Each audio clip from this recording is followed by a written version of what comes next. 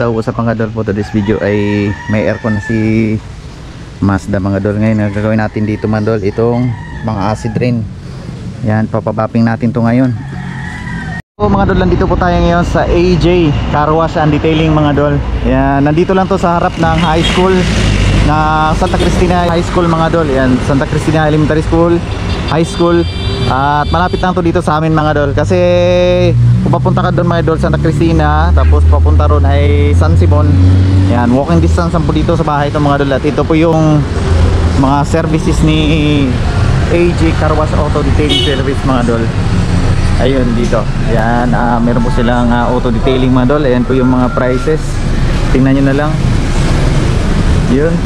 Tapos yan mga idol, wax natin si Mazda. Yan yung ating inabil dyan mga idol, yung 400. Yan, tingnan natin kung anong resulta mamaya pagka nabapping na si Mazda.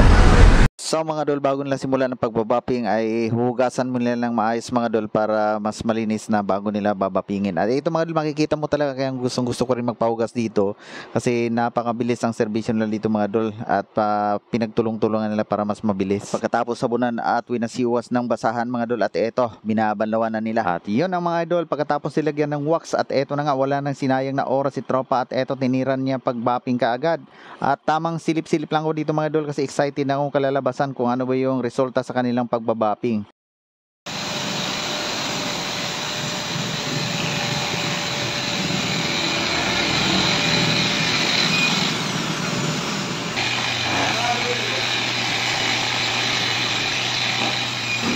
Oh, diba?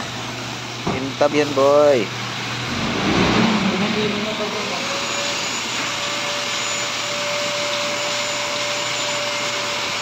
Sinira ng botany ni tropa.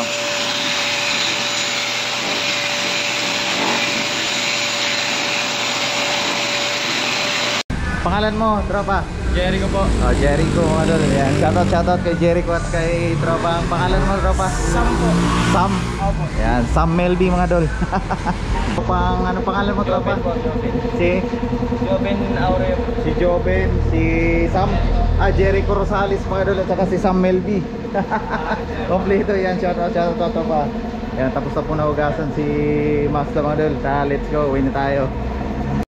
So mga idol, ito na po yung resulta sa pagpawapping natin mga idol. Yan, kumintab na nga mga idol. Pwera na lang dito sa mga ano talaga, yung faded na talaga mga idol. At least paano yung mga hindi pa faded mga idol ay yan, sobrang kintab na niya ulit. Ayos.